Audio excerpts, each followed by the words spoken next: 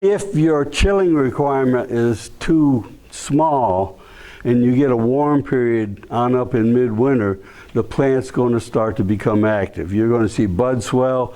They're going to be ready to roll. That's what happens with apricot. I will not recommend a peach variety in Tennessee that has less than 850 hours of chilling requirement. I like the new ones that have over 1,000 hours of chilling. The longest apricot chilling that I'm aware of is 550 hours. And I'll see them bloom in February or late January every year. Generally by Christmas, those trees have had all the cold they need, and if you get a warm spell, they're losing hardiness, and very seldom do we get a crop. Fig, likewise, a lot of people would like to have figs. Well, figs are actually a subtropical plant. They grow as a bush up here primarily because they get killed back to the ground and they root sucker. If you go further south, they're more of a tree form.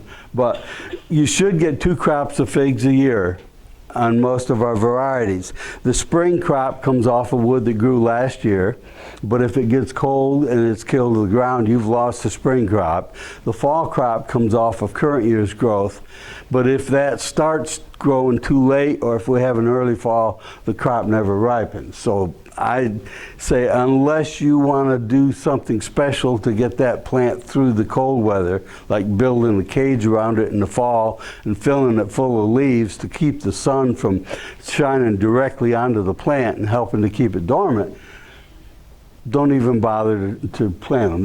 They're going to be a waste of time and money. Likewise, olives. We went through a period where people wanted to plant olives, and so we thought we'd put some out in Knoxville, and they did very well for about 3 years. And then they were killed just graveyard dead. I mean, I teach a class in Italy on grapes, but in the area that I teach it, they grow a lot of olives. Over in that area, they lose the trees, they say, about every 13 years they're killed. But the trees are not grafted trees, so if they're killed to the ground, they'll sprout back from root suckers. And that's why you almost never see an olive tree that's 5, 6 years old or older over there that has one trunk. They all have 4, 5, 6 trunks, and those are from root suckers. Ours didn't root sucker. They root system and everything was flat killed, so don't even bother with it. Okay. One of the things we do in fruits, and it's the same with all of the crops, basically if you're growing a crop, you're harvesting the sun. The only one that doesn't fall in this category is mushrooms. Okay? So we want to do everything we can when we build that crop to make it capable of intercepting a lot of sunlight. We need levels of sunlight for fruit bud production in the plant, for color in the fruit, for sugar in the fruit, and sunlight is a natural pesticide. Most of the diseases that we encounter in our production are related to continuous hours of leaf and fruit wetness, and the warmer the temperature, the fewer hours it takes for that disease to get going. The better sunlight penetration we have throughout the canopy of the plant, the quicker the leaves and fruits dry off, the less disease pressure we have. If you've got good sunlight penetration, you've also got good air movement, and when you spray, you get better coverage because the plant's more open. So growing fruit is like trying to harvest the sun. Okay? I listed most of the most common small fruits and tree fruits that we grow in Tennessee in order of how easy is it to control pests. A few years ago, blueberry was at the top of the list. We did not have any blueberry growers in the state that had any kind of spray program. There weren't many disease or insect problems. That all changed in 2012 when spotted wing Drosophila showed up in East Tennessee. Spotted wing Drosophila is a fruit fly, and we've had fruit flies forever, but the ones that we're used to are problems in overripe and rotted fruit. The spotted wing Drosophila is a little bit, it's sort of like a fruit fly on steroids, okay? And The female has an enlarged ovipositor, which means she can puncture the skin on ripening fruit and lay her eggs in that ripening fruit. And then, of course, the eggs hatch and start to feed, and you'll get rotting as a result, and the fruit's no good. This is the male of the spotted wing, and you can see the spots on the wing. The female doesn't have the spots. But anyhow, 2012, they showed up in Tennessee. They came into the continental United States in 2008 in California, and by 2012, they were in every state in the nation. So they move a lot. So the recommendation, if you got spotted wing Drosophila, you start 2 weeks before your first harvest and you spray every week all the way through harvest. So that meant we took a crop that was not being sprayed at all, and we're ending up, depending on the type of blueberry, spraying anywhere from 10 to 12 times that summer just for control of that insect. So it knocked blueberries out of the top, and muscadine now is probably the easiest one to grow if you're in an area where cold damage is not a big factor.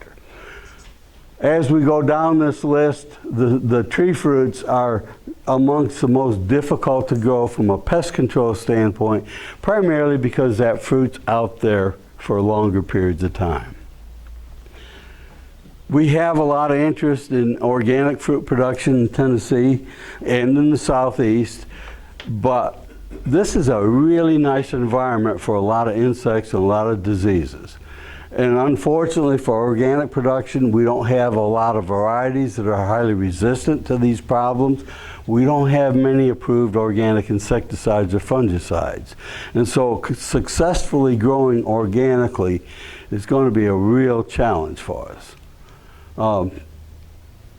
Not trying to down-talk organic production, but don't do it unless you're ready to spend a lot of time out there and really do everything better than you would do if you were growing conventionally, because you don't have the arsenal of pesticides to back you up from a pest control standpoint. Okay, there are things, however, that you can look at that will make it a lot easier to grow a crop. And so Mother Nature, for example, are several things that you can find out there that will really help you. Number one is sunlight. Full sun. The only fruit crop that we grow that doesn't need full sun would be pawpaw. And they'll grow and they'll fruit in a partial shade situation. But everything else, the more sunlight you get, the better off you are. And I think morning sun is a lot more important than afternoon sun. The quicker the sun hits the tree or the vine, the quicker it dries off in the morning, the less disease problem you have. In addition, as you get in the middle of summer and we get into a hot spell, about midday, that plant tends to shut down. We go into a midday decline in photosynthesis because the leaf just gets too hot and the stomates start to close as a way to conserve water within the plant. So afternoons are not as productive as far as building up the plant and building up the crop. But full sun is going to be a criteria. Good air drainage. Basically what this means is plant on a hill.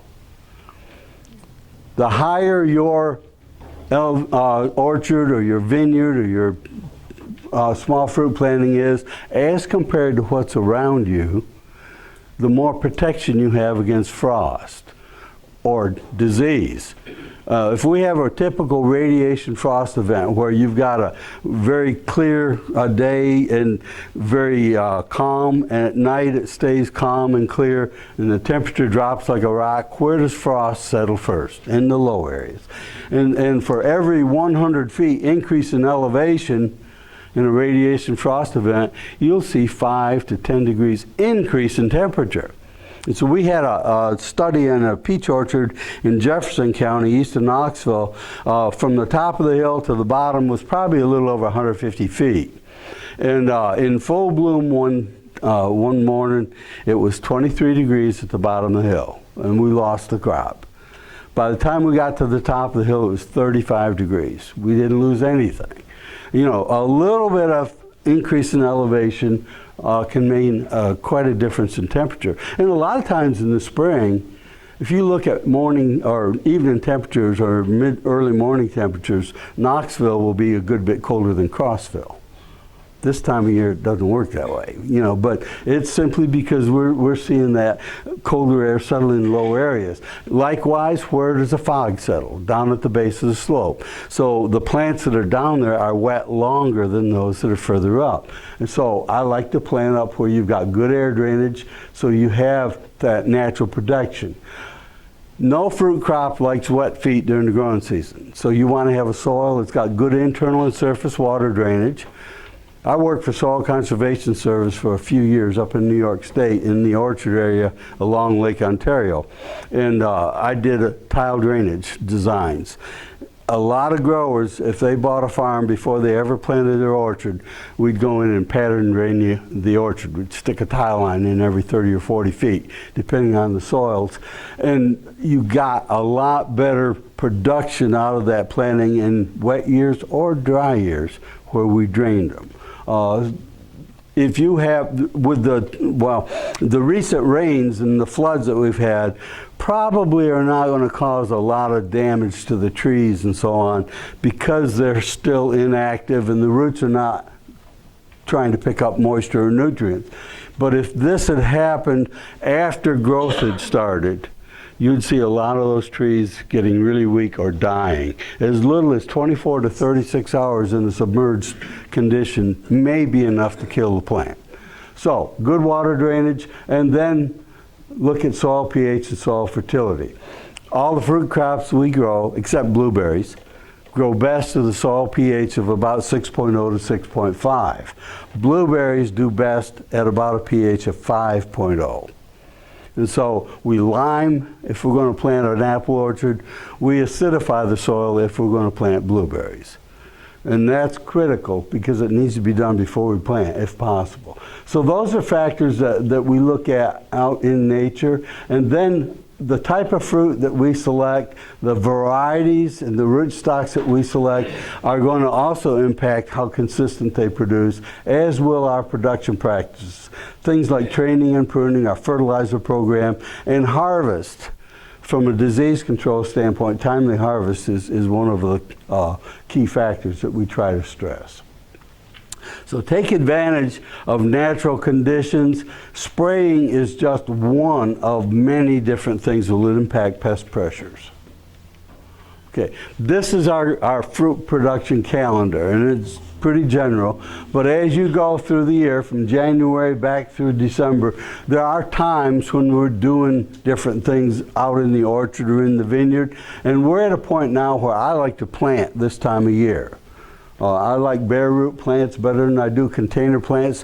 One reason is I tend to be, thrifty, or my wife says cheap, and it costs more to buy container plants and to ship them than it does bare root. And a well-managed bare root plant does as well as a container plant. So this is a good time to plant. It's a good time to prune for the most part. And then as we move up into the spring, after bloom, we're starting to fertilize. Now, some of you may remember the old recommendation on when do you fertilize fruit crops, about a month before bud break. That's not a good recommendation. And now our recommendation actually is more like about a month after bud break.